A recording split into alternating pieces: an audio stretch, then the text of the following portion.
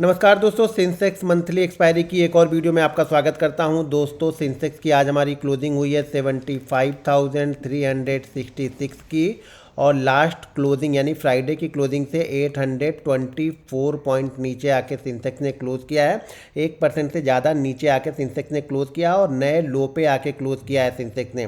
अब यहाँ पे देखेंगे 3-4 दिनों से जैसा ये रेंज बना रहा था और जैसे ये वाली कैंडल बनी थी, अगर आपने निफ्टी एनालिसिस की वीडियो देखी होगी फ्राइडे वाले सैटरडे को जो मैंने डाली थी, तो उससे आपको चीज़ें क्लियर कट यहाँ पे समझ में आएंगी कि जैसे ऊपर की साइड में जब भी ये ऊपर की साइड में पहुँच रहा ना, कोई एक नया हाई जब बन रहा, उस हाई के आसपास क्या हो रहा, रजिस्टेंस बना रहा और पिछले रजिस्टेंस के आसपास ही नया हाई बना के वापस वो नीचे की साइड में आ जा रहा। और जब नीचे आ रहा ना, तो वापस उस हाई को टेस्ट करने के लिए भी सेंसेक्स जा नहीं पा रहा है, यानी इतना वीक मार्केट है। अब बजट से ही एक उम्मीद है कि बजट ही कुछ अच्छा आए, बजट में कुछ भी चीज़ें अच्छी आए। जैसे पिछली बार उन्होंने लॉन्ग टर्म कैपिटल गेन बढ़ाया था, तो इस बार 10% वापस उसको नीचे की साइड में लेके आ जाए। एसएसटी जो भी चीज़ें हैं, कुछ चीज़ें यहाँ पे कम होगी बजट में, तो शायद बजट से कुछ होप दिखेगी और मार्केट वापस फिर क्या करेगा, कंसोलिडेट करके रिकवरी मोड में जाएगा। लेकिन अगर बजट में भी कुछ नहीं आता है ना, तो ये मार्केट, मुझे लगता है कि अगर बजट में भी कुछ अच्छा नहीं आया तो मार्केट यहाँ से और गिरेगा और ये 4 से 5% का करेक्शन यहाँ से दिखा सकता है, क्योंकि अब ये अपने लॉन्ग टर्म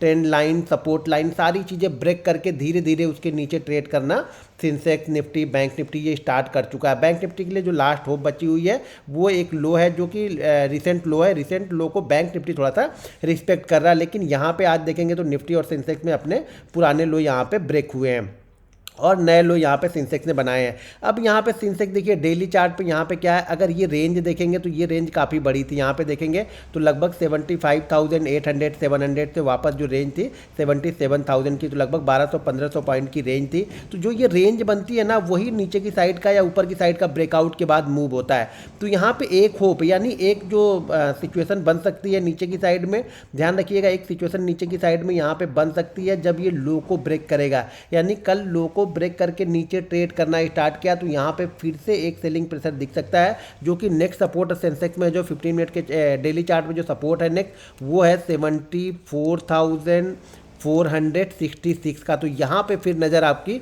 हो जानी चाहिए। अगर ये लो ब्रेक करना स्टार्ट करता है और इस लो के नीचे वापस क्लोज करता है कल के सेशन में, तो फिर यहाँ तक के लिए मूव क्या हो जाएगा, यहाँ पे ओपन हो जाएगा। अगर इसको बाउंस बैक करना है तो कल के सेशन में वापस आके इस रेंज के ऊपर इसको क्लोज करना पड़ेगा, तो वापस ये इसी रेंज में फिर से ट्रेड करना पड़ेगा। लेकिन कल हमारी मंथली एक्सपायरी है, तो ये चीज़ें ध्यान रखिएगा। ये मंथली एक्सपायरी है, कंटिन्यू हम गिरते आ रहे हैं, बजट सेशन भी हमारा है, बजट से कुछ ज़्यादा उम्मीद अभी नहीं है, लेकिन बजट में कुछ अच्छी चीज़ें अगर आ गई, कुछ न्यूज़ आने लगी कि बजट से कुछ अच्छी चीज़ें आने वाली है, तो हो सकता है मार्केट थोड़ा सा रिकवर करे और रिकवर करने के बाद अपने पहले पुराने हाई, ध्यान रखिए मैं बार बार बोल रहा हूँ, जब तक market Sensex, Nifty, bank Nifty अपने पिछले 2 रजिस्टेंस को ब्रेक ना करे ना, तब तक आप सेल ऑन राइज ही समझिएगा। भले 1-2 ट्रेड छूट जाए कोई बात नहीं, लेकिन वो सेल ऑन राइज ही तब तक रहेगा जब तक ये रजिस्टेंस के ऊपर, मान लीजिए पहला रजिस्टेंस क्रॉस करे और इसके ऊपर होल्ड करेगा, तो क्या करेंगे, जो सेलर होंगे वो थोड़े से अलर्ट हो जाएंगे। जब वो सेकंड रेजिस्टेंस भी क्रॉस कर देगा, तो वहां पे क्या होगा, बायर फिर एक्टिव होंगे, क्योंकि बायर के लिए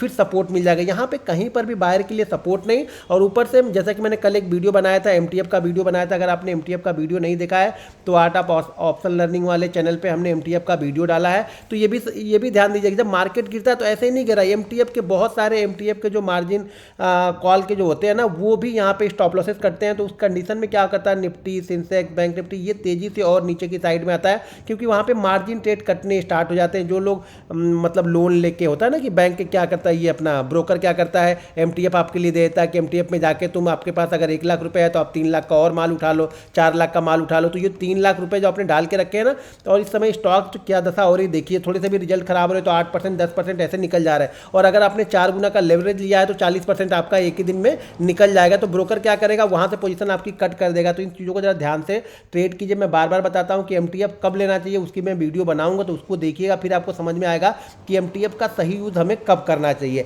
फिलहाल इस कंडीशन में तो बिल्कुल एमटीएफ का यूज ना करें, और बजट सेशन है तो वोलेटिलिटी और रहेगी यहाँ पे। अब चलिए हम 15 मिनट के चार्ट पे देखते हैं कि कल मंथली एक्सपायरी हमारी सेंसेक्स की किस तरीके से हो सकती है और क्या इंपॉर्टेंट लेवल होंगे इसके लिए। अब यहाँ पे अगर ध्यान से देखेंगे तो हम ओपन होते हैं, गैप डाउन हम ओपन होते हैं, गैप डाउन ओपन होने के बाद में हम थोड़ा सा ऊपर जाते हैं, यहाँ पे लगभग 200-300 पॉइंट ऊपर जाने के बाद एक रेंज, मैं बार बार बोलता हूँ जब भी गैप डाउन ओपन हो ना शांति से बैठिए और मार्केट को एक रेंज बना दीजिए, कि हर बार यही चीज़ बोलता हूँ। अब यहाँ पे देखिए 15 मिनट के चार्ट पे देखिए मार्केट कंटिन्यू यहाँ पे रेंज बना रहा है, यहाँ से मार्केट दोनों ही चीज़ें कर सकता है, इस सिचुएशन पे मार्केट दोनों ही चीज़ें कर सकता है। यहाँ से अगर ऊपर निकलेगा तो मार्केट के लिए नेक्स्ट रेजिस्टेंस क्या है, कल वाली क्लोजिंग या कल वाला लो। अगर इस रेंज के नीचे ब्रेक करेगा तो मार्केट के लिए 15 मिनट के चार्ट पे सपोर्ट क्या दिखेगा, आज का जो लो बनाया है वो। लेकिन देखिए पहले ये 15 मिनट की कैंडल कंटिन्यू यहाँ पे आई और यहाँ से देखेंगे तो लगभग 500-700 पॉइंट का मूव यहाँ पे तुरंत ही मिल गया। इसलिए मैं बोलता हूँ जब बड़ा गैप अप या बड़ा गैप डाउन होना तो थोड़ी देर शांति से इंतजार कीजिए, क्योंकि मार्केट उसी फ्लो में कभी भी नहीं जाएगा। मार्केट कहीं रुकेगा, वहाँ पे एक चैनल बनाएगा, वो 15 मिनट 20 मिनट आधे घंटे एक चैनल बनाएगा, उस चैनल को जिधर ब्रेक करेगा उधर एक अच्छा खासा मूवमेंट आपको मिल सकता है। अब यहाँ पे देखेंगे तो कंटिन्यू क्या हुआ, पहले मूव मिलने के बाद में सेंसेक्स को देखेंगे तो उसी रेंज के बीच में कंटिन्यू ये ट्रेड करता रहा। ये 200-250 पॉइंट की रेंज में ज़्यादातर यहाँ पे सेंसेक्स ट्रेड करते हुए लो पॉइंट के आसपास में जाके क्लोज हुआ है। तो कल अगर इसी जोन में कहीं पे फिर से वापस ओपन हो जाए और ओपन होने के बाद में लो को ब्रेक करेगा तो 15 मिनट के जो चार्ट पे सपोर्ट है वो है 75,122। ऑलरेडी यहाँ से भी देखेंगे तो लगभग वो 225 पॉइंट दूर है। उसके बाद जो सपोर्ट मिलेगा 15 मिनट के चार्ट पे वो रहेगा 74,888 और उसके बाद 74,622 ये सपोर्ट लेवल है 15 मिनट के चार्ट पे। अगर ये लो को ब्रेक करता है तो अगर ये यहाँ पे टाइम बिताने के बाद अगर हाई को ब्रेक करता है तो थोड़ा सा वेट कीजिएगा, क्योंकि ऊपर फिर रेजिस्टेंस आपका ये है। अगर इस हाई को निकाल के इसके ऊपर ट्रेड करता है 75,666 को निकालता है तो फिर नेक्स्ट रेजिस्टेंस जो आपको मिलेगा वो मिलेगा लगभग 75,888 ये रेजिस्टेंस मिलेगा। और अगर इसको भी निकालता है तो उसके बाद रेजिस्टेंस आपको मिलेगा 76,055 और उसके बाद 76,222 ये हमारा रेजिस्टेंस होगा।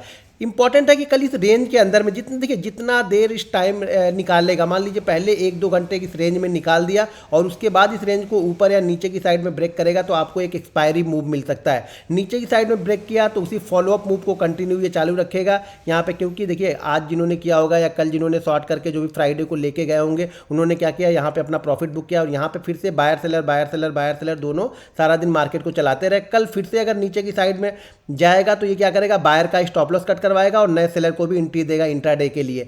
ऊपर की साइड में कट करेगा तो यहाँ पे क्या होगा, सेलर तो उतने नहीं डरेंगे लेकिन थोड़े बहुत यहाँ पे शॉर्ट कवरिंग मूव यहाँ पे मिल सकती है। उस शॉर्ट कवरिंग मूव में कहाँ पे जा सकता है, पहला 75,888, उसके बाद 76,055 और उसके बाद 76,222।